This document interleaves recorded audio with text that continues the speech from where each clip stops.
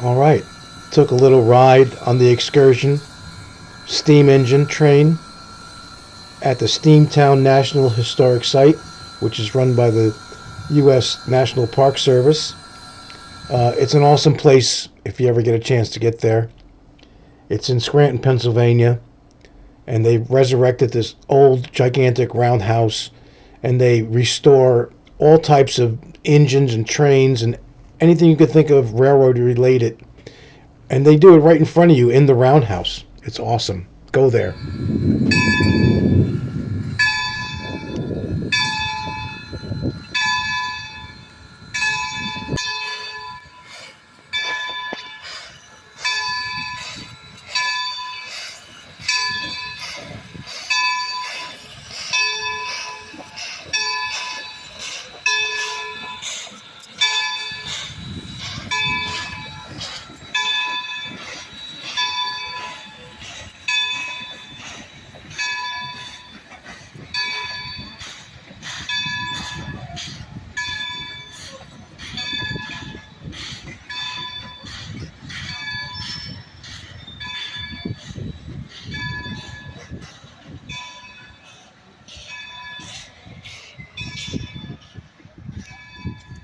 By two in this cold, the Lackawanna retired Miss Phoebe Snow for a time.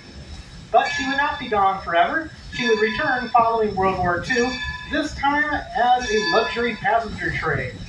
Running once again between Hoboken, New Jersey and Buffalo, New York, the Phoebe Snow passenger train had all the luxuries of a modern passenger train, including dining cars, sleeping cars, parlor cars, and observation cars.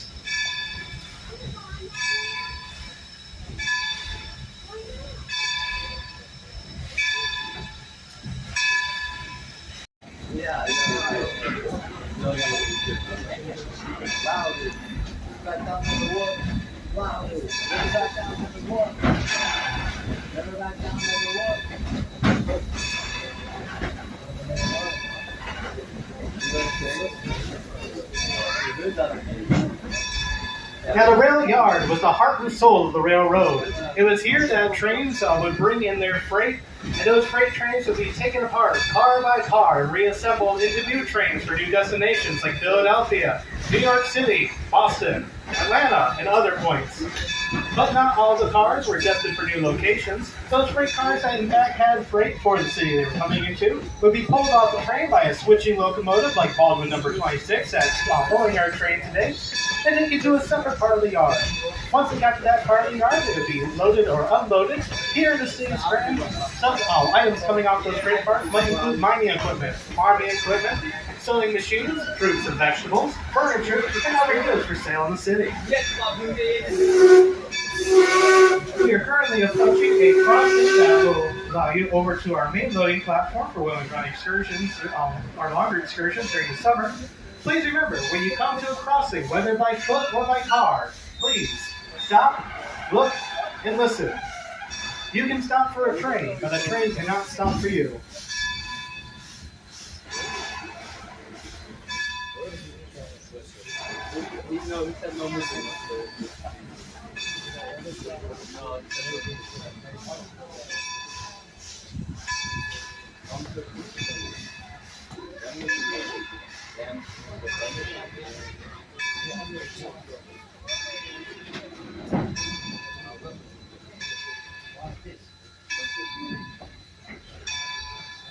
Now, ladies and gentlemen, you may be asking yourself, why is there a rail yard here in Scranton, Pennsylvania, of all places? Well, there's a long answer and a short answer, and the relatively short answer is coal. And we're not talking about just any kind of coal. We're talking about anthracite coal. So anthracite coal is what we know as a hard coal, meaning it's about 86 to 97% pure carbon. Because of that high carbon content, it burns very hot.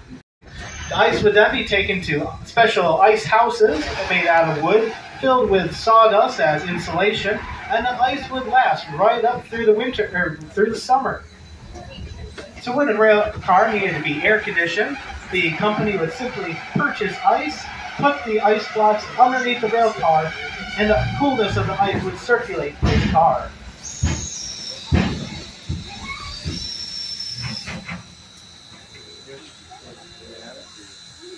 Now we are currently on top of Bridge 60. This bridge was used by the Lackawanna Railroad and once upon a time had many tracks that went across it, many switches to get into the yard. Wow. So this was a crossroads of many of the different railroads here in the area. The Lackawanna Railroad ran on top of the yard, put down a chute from the bunker, and loaded the coal to the back. Not far from the bunker was also water towers where the locomotive could take on water. Can't make steam without coal to burn and water to boil.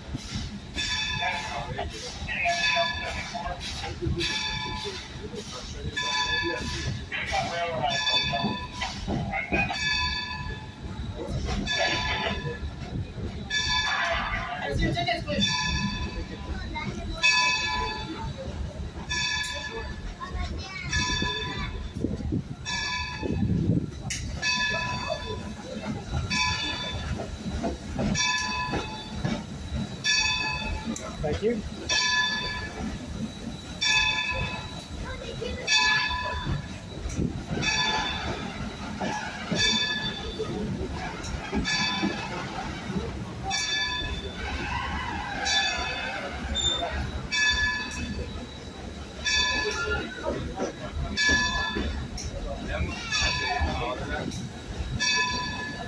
You smell the wood?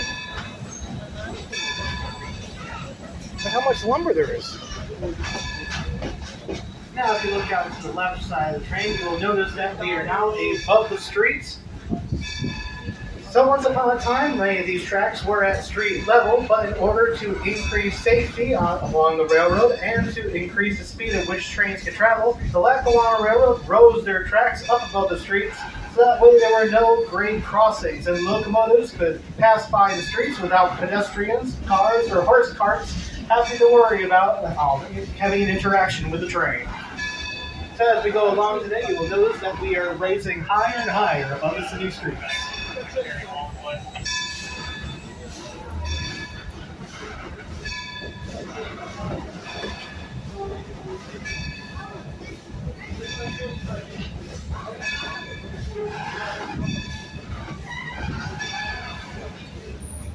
Coming up on the left side of the train,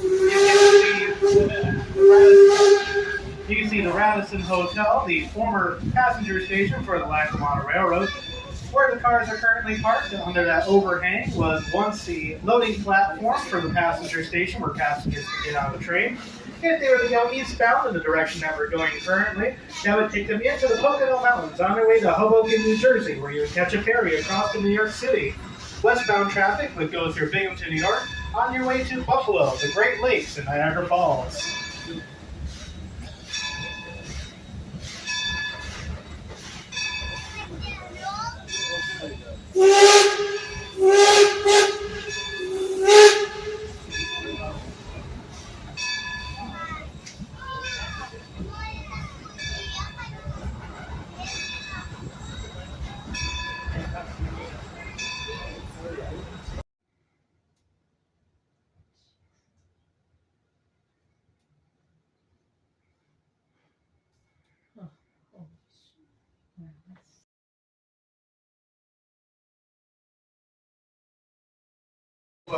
Buffalo, New York, and the Lackawanna Railroad touted themselves as the fastest route between New York City and the Great Lakes.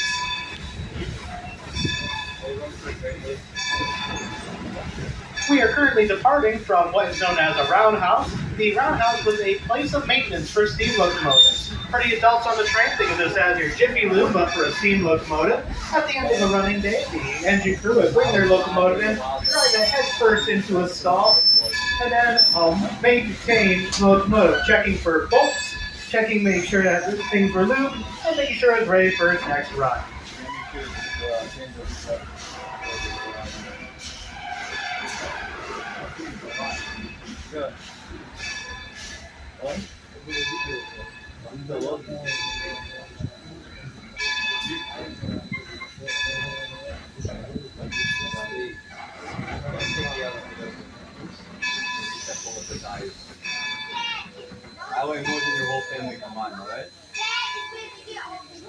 All right, folks, if you have your $6 ticket, raise them nice and high for me. All right, this is where you get off the train. What do you think you were doing? And the practice our lefts from our rights. If you look to the right side.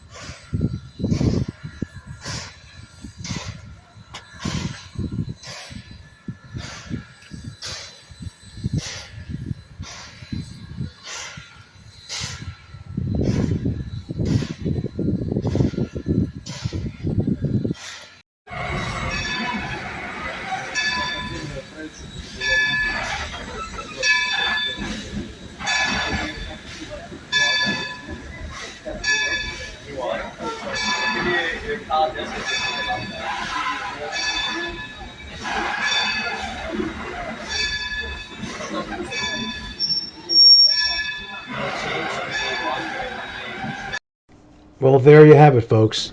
That was pretty much the ride on the excursion. There's also a huge museum with lots of artifacts and displays, interactive displays, different cars, different historical facts. It was amazing. It's a must for anybody that's a rail fan. Thank you very much for watching. Please remember to subscribe. Thank you.